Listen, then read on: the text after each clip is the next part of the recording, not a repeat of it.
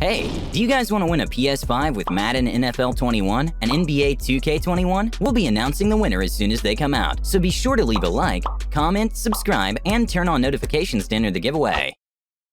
In a different universe, Trae Young would be the toast of the NBA. He would be coming off a well-deserved Rookie of the Year campaign, following that up with an all-star-worthy sophomore season. To be sure, Young is pretty awesome in this universe too. He had the type of rookie season that normally garners top honors, and he has taken a significant leap forward in year 2. The 21-year-old Young is averaging nearly 27 points per game for the Atlanta Hawks, and his supreme ball handling and ability to drain shots from distance invite legitimate comparisons to Steph Curry. But despite all that, Young may never be good enough to eclipse the stocky 6'7" shadow cast by the Dallas Mavericks' Luka Doncic. In this particular cosmic plane, it is Doncic who is the reigning Rookie of the Year, and it is Doncic who has grabbed this young season by the scruff of its neck and declared it his own. Not even 100 games into his NBA career, the 21-year-old Slovenian already looks like one of the best players in the league, racking up historic statistical outputs and playing with an age-defying polish. Doncic's dazzling start to the season has catapulted him from long-shot MVP candidate to one of the early frontrunners for the award, and his ability to stuff a box score has put him in rarefied air. Back in November of 2019,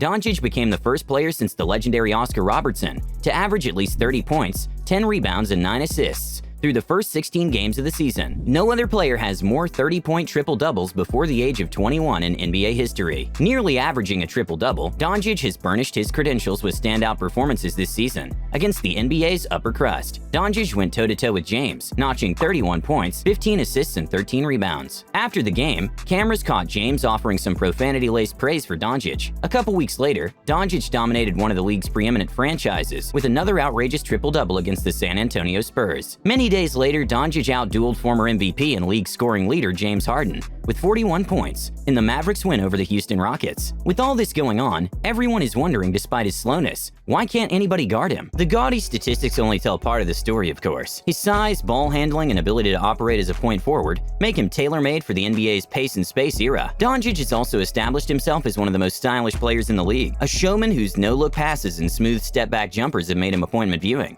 Let me just get this out there by saying Luka is not your prototype baller. He doesn't have explosive hops nor muscular physique, and I'm sure he knows that from the get-go. But then again, Luka was blessed to be born in Slovenia, despite the clear lack of athleticism and superior genetics. This helped him see at an early age that you can become great with the cards that are dealt to you. It's also clear as daylight that Luka doesn't have cat-like reflexes, and he moves slower compared to his on-court peers. But this seeming weakness of his is actually one of his potent weapons in his arsenal. Luka is a methodical player who loves to take time in breaking down defenders, and often sizes them up before he decides his next move. Once he sees an opening, he'll definitely take that opportunity and quickly attack before his defender can even react. He's a calculative genius that knows how to control his tempo and the overall pace of his entire squad. Luka uses his hefty 230-pound frame to keep defenders at bay, and he's a grandmaster in controlling the pace. You would see him calmly dissect defenses, especially off pick and roll, and the slight separation that he creates allows him to devise a plan, whether to hit someone with a pass or take the wide-open shot. More often than not, Luka's defenders are at his mercy, and this type of scenario can be compared to a bomb waiting to explode.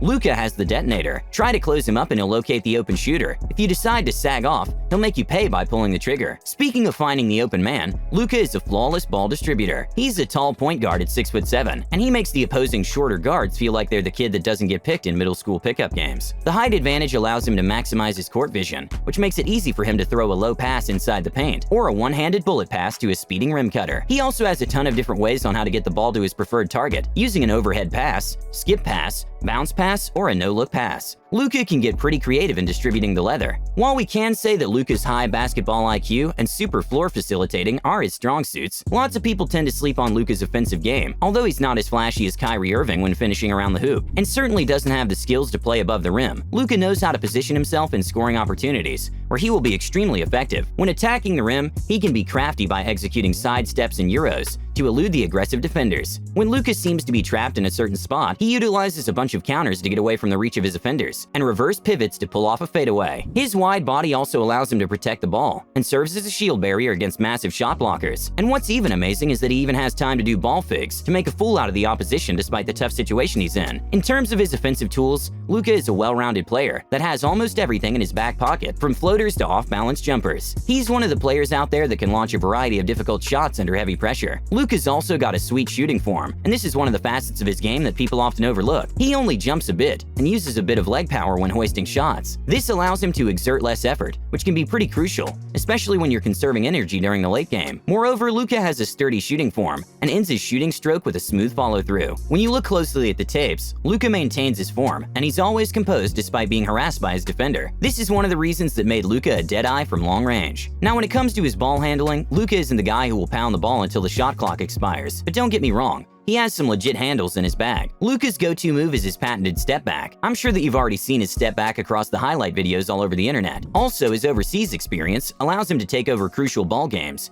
and he proved time and time again that he's got the word clutch imprinted all over him. To sum it all up, don't forget to like this video, subscribe to the channel, and as always, thanks for tuning in.